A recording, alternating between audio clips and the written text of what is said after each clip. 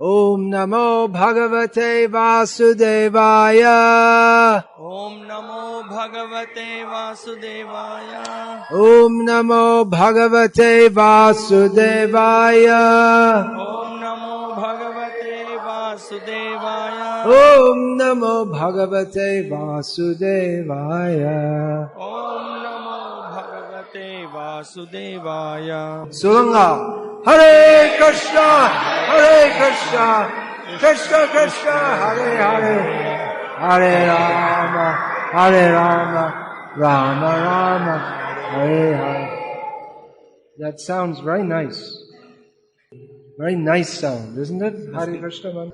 What do you think? You like that? You like that? Then we'll chant again.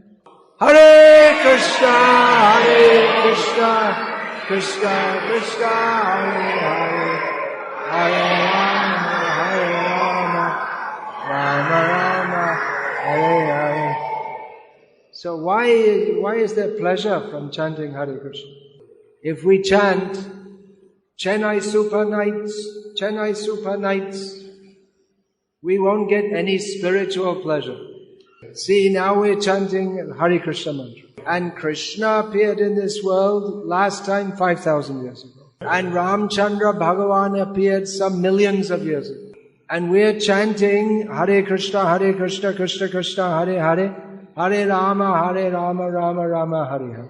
In 5,000 years, no one will be saying Chennai Super Nights. So people say, what is the proof of Bhagavan? This is one proof that people, even after thousands and millions of years, are still chanting the name Hare Krishna, Krishna Krishna, Hare Hare, Hare Rama, Rama Rama, Hare Hare.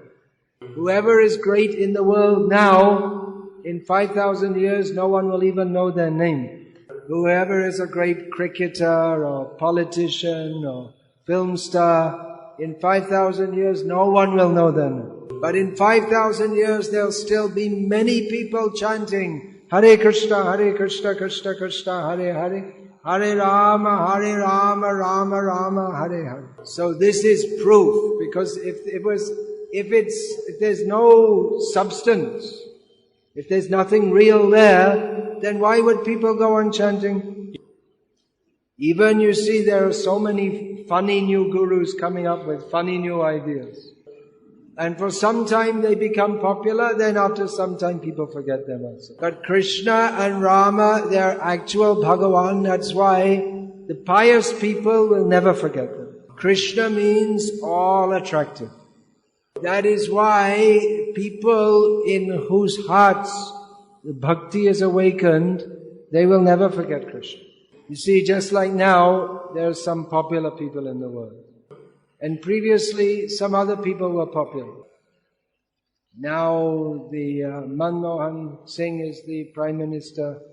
When I first came to India, Indira Gandhi was the Prime Minister. And before that, there was Lal Bahadur Shastri, Pandit Nehru. Before that, there was the British. Before that, there were some Rajas here. Who knows the name? 200 years ago, who was the Raja here? Maybe it was some Sultan, I don't know. Does anyone know? No one knows. Name is forgotten. But Krishna will never be forgotten. And Rama will never be forgotten. Rama, the meaning of that name is given in Padma Purana.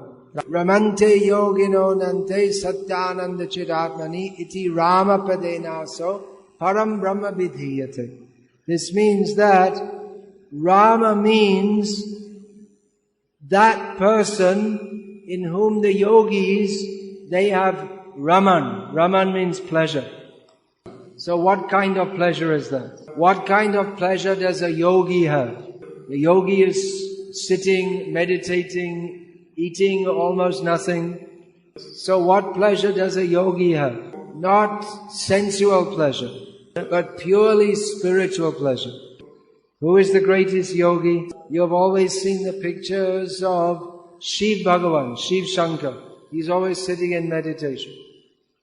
His wife is Durga. She is the controller of the whole material world. And people pray to her so they can get some material benefit. So people are praying to her, but she's his wife. He can order. You just give. Whatever material benefit, he can have everything. But he doesn't even have a house.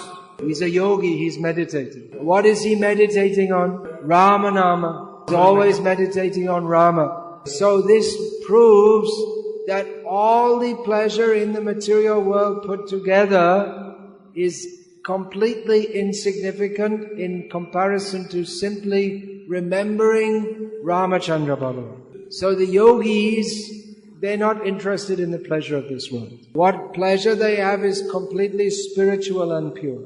That is called Satyananda, true pleasure. And that is Chid Atmani, that is completely spiritual. And that is the meaning of the name Rama, who is the supreme truth. So, we are interested, everyone should be interested in worshipping Rama and Krishna. You may say, well, Ram Navami already finished. Why are we still having Ram Leela drama today? Ram Leela is going on eternally. Rama, we don't think he's some historical person, came a long time ago. Rama is eternally existing. There is the place called Ayodhya, that is now if you see on the map of India, that is in Faizabad district in Uttar Pradesh. But actually there is a spiritual planet in the Vaikuntha world that is called Ayodhya, and Ramachandra Bhagavan eternally lives there. So Ram Leela, Krishna Leela, that is eternal. If it was not eternal and spiritual, then how is it that people could be telling this story even now? There are so many stories in the world. In the recent years, it's been very popular all over the world, Harry Potter stories. When they brought out one Harry Potter, it's some famous book, just stories, in one day 1 million copies sold. But it's just some story, that's all. Fiction. It's not reality. But Ram Leela is reality. Ram is a real person. Hanuman is real. Ravana thought that he is most powerful. But Rama showed him, no. Ram is most powerful. Ravana is dead, Rama is alive. So, it's not that we're just hearing some story, but these are the actual activities of the Supreme Personality of Godhead. And hearing Ram Leela, it's not just like hearing some ordinary story. You can see some movie on TV that may be very popular, but after some time, people will forget it. But Ram Leela, we can never forget because we all have an eternal relationship with Rama. Where is Rama? He's in everyone's heart. He's in the spiritual world. He's in everyone's heart. Then why don't we see him? Because in this material world, we're all imitating Ravana. We all want to be like Ravana. Ravana took away Sita. He wanted to enjoy her. So we all want to take all the items, everything belongs to Bhagavan. We want to take it and enjoy it for ourselves. So we are all killed by Bhagavan in the form of Kala, time. And we get body after body after body after body because we are trying to enjoy separately from Krishna. So some people are more pious and they remember Bhagavan.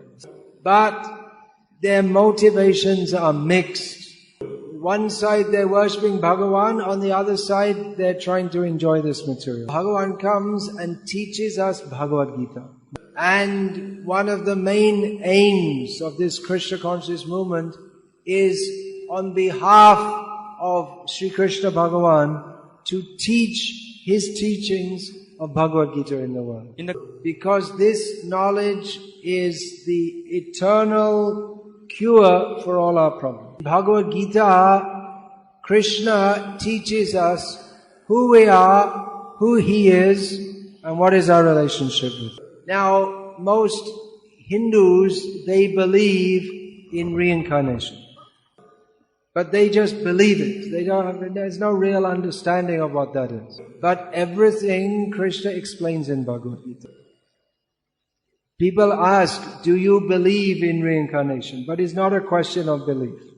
Krishna explains in Bhagavad Gita that we are all changing bodies all the time. Reincarnation means you change body. But we're all changing bodies. Just like we see all the young boys here. So, here we have the elderly gentlemen. So they were also young boys before. So what happened? You see, there's a gentleman sitting here. Some time ago, he looked just like this. So what happened? How has young boy become an older man? The body has changed. So this Krishna explains in Bhagavad Gita. Dehinosmin yatha dehe kaumarang yovanang jara. Everyone can see that the body is changing from childhood to youth to old age. Then the next change, tata dehantara praptihi. The next change means the body is old and useless and finished. We get a new body. So the body is always changing. From the time you came into this hall up until now, your body has changed. At every moment the body is changing. But you, the person, the Atma are the same. That is not changing. So, forgetfulness of who we are is the cause of all our problems. If we think that I am this body instead of understanding that I am Atma, then we become involved in trying to enjoy this body. Then we create so many material desires. I want a big house. I want a beautiful wife. I want to win the lottery. No, I want Chennai Super Kings to win the cricket league. I want. And then by the time the body dies, we still have a big long list of things. I want this, I want this, I want this, I want this. So then we get a new body to try to enjoy. Just like someone may have a very strong desire. I want to be the leader. I want to be Prime Minister of India. Cannot be. Alright, I want to be the Chief Minister of Tamil Nadu. No, cannot be. So I want to at least be in charge of the Panchayat, Sarpanch. Even that you can't have. So in his next life he'll get the chance. But if he's committed sinful activities, he may have to be a dog. So in the street at night, 6-7 dogs are running around, and among the group of dogs, one is the leader. His desire is fulfilled. So this is how the laws of karma work. So everything is very scientifically explained in Bhagavad Gita. That we are Atma and there is Paramatma, who means Krishna Bhagavan, who is non-different from, who also appears as Rama, Nrsimha, Varaha, Vamana, and so on.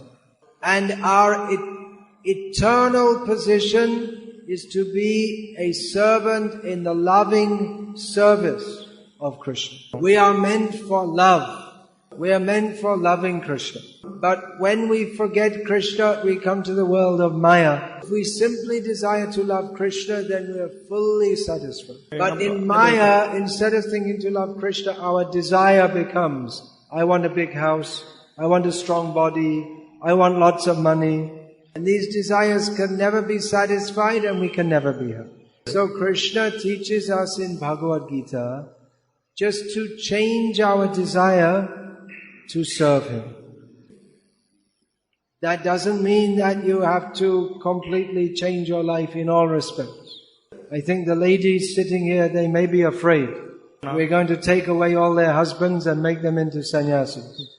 Or maybe the ladies would like that. But anyway, it's alright. You stay at home and chant Hare Krishna. Instead of living at home simply for illusory pleasures, you make your home into an ashram. That means in your home you're going whatever activities you're doing. If you're doing business, you can do business. If you're doing service, you can do service. But you rise early in the morning and chant the names of Krishna. Do some arati in your home. And evening also, morning and evening, you can do a little arati. Chant the names of Krishna. read from Bhagavad Gita. This is the culture of India. This your fathers, grandfathers, great-grandfathers, they were all doing this. Now we think we become more advanced by forgetting all these things. But no one in the modern age is satisfied. Everyone has a cell phone. Even the archak, he's standing in the temple, he has tucked into his vesti one cell phone. Instead of Bhakti culture, it's cell phone culture. So we have so many modern inventions, but no one is happy. So Krishna has given us the way that we can be happy very simply. We all want to be happy. That is natural. There's no one who wants to be unhappy. Actual happiness is happiness of the soul, Atma Sukha. So that is possible in Krishna Bhakti. And Krishna teaches all of that in Bhagavad Gita. And this Krishna conscious movement is teaching that. We have courses. How to follow the process of bhakti so that we can be fully satisfied. And the process is very simple. Especially in this Kali Yuga. Prayanal payasa sabya kalava svinyuge janaha manda sumanda matiyo manda bhagya hi upadrutaha. Interesting. It's a very bad age. And it's getting worse day by day. You see all the gentlemen sitting here, if they see what is the bad behavior in society today, when they were this age, they couldn't imagine. Things are getting worse day by day. So when these little boys are your age, they will say, oh, when I was young, it was much better. They will think that you are thinking society today is very bad, but after 30 years, they will think, oh, today is very good, because it's getting worse day by day by day. So it's a very bad age, and getting worse. But there is one simple antidote, and that is Harinam. Hare Nama, Hare Nama, Hare Nama Iva Kevalam Kalau Nasteva, Nasteva, Nasteva Gatiranyata. So it is actually a fact that by chanting Harinam, Krishnanam, Ramanam, that we can be fully purified and happy. Whatever materialism is going on in India is an imitation of the gross materialism of the Western country. So, I'm coming from the Western countries. I know that people are not at all satisfied. Big buildings and iPods and space rockets, and no one is happy in their home. So in this modern age with so many inventions, India can offer the greatest gift to the world, which is Atma Sukh, how to be happy. That is possible by Krishna Bhakti. So please take it up in your life. You won't lose anything. We're not asking you to spend 5,000 rupees for some meditation session. No, you come, you chant Hare Krishna with us, you take Krishna Prasadam, you chant the holy names, and you will feel complete satisfaction. So this is our program, and we're inviting you to take part in this. We have nothing personal to gain from this. But just as our Guru Srila Prabhupada tirelessly worked to all over the world to give people the gift of Krishna Nam, and he asked us for Guru Dakshina, that you also go and give this to others. So many devotees present here, I'm seeing with Vaishnav Tilak, they're already feeling what is the happiness of Krishna Bhakti. So we can simply ask them, whatever benefit you feel from Krishna Bhakti, you communicate that to others. Tell others also that you don't have to be in so much anxiety. There's no use desiring after so many temporary things. You take this Krishna Nama and be happy. Live peacefully and happily in this life, and at the end of life, you can go to the spiritual world. Hare Krishna, Krishna Krishna, Hare Hare, Hare Rama, Rama Rama, Hare Hare. Hare Krishna, Krishna Krishna, Hare Hare, Hare Rama, Rama Rama, Hare.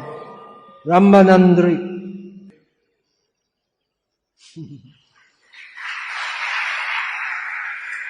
Hare Krishna, Srila Prabhupada. So any questions? எதிர்ப்புகள் இருந்தா நீங்க கேட்கலாம்.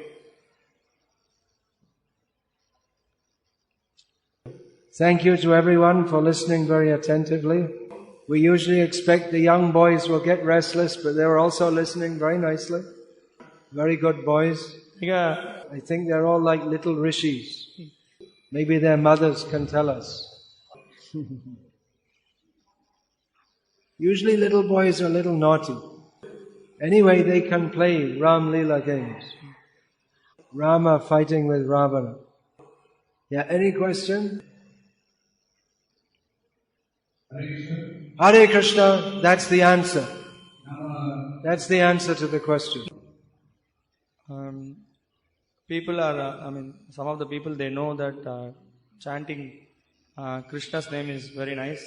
At the same time, they also feel that they should worship other gods also. And we are, in the Hare Krishna movement, we are enforcing that it's enough only if you worship Krishna. So they are having such doubts, and also they have a doubt that just it is enough to worship Krishna alone. Is it not required to worship other gods? Yeah, it's a very apt question. This is why we're not only teaching to chant Hare Krishna, we're also teaching Bhagavad Gita. From Bhagavad Gita we can understand what is tattva.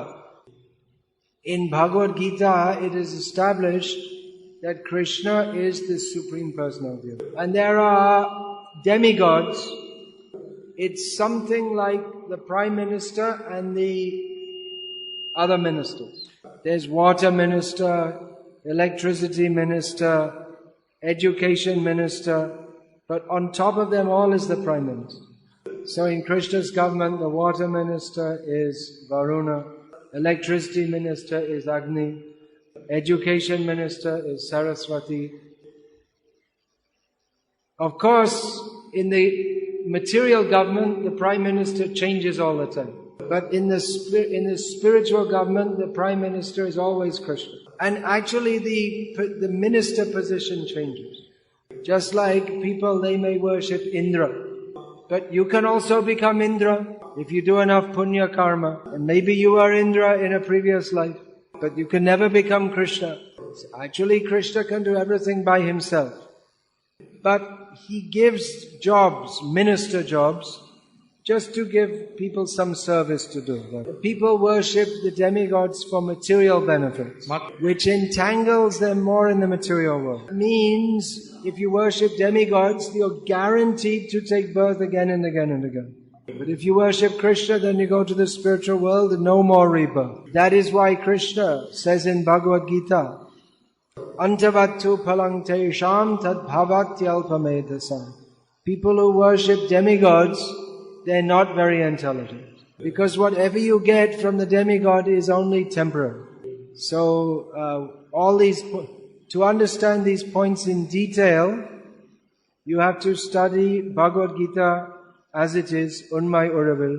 And you can attend, we're having this upcoming 6-session course, and all this will be explained in detail. This is a big question in most people's minds. To answer it fully, so you can be fully satisfied, that will take 1 hour maybe. So in the upcoming course, there'll be 1 session discussing this topic only, so that you can be fully satisfied, fully convinced to fully dedicate to Krishna. Anything else? So then we'll start the drama. I think people are not asking questions because they want to see the Ram Leela. They're not asking, they want to see Ram Leela. Okay, that's good.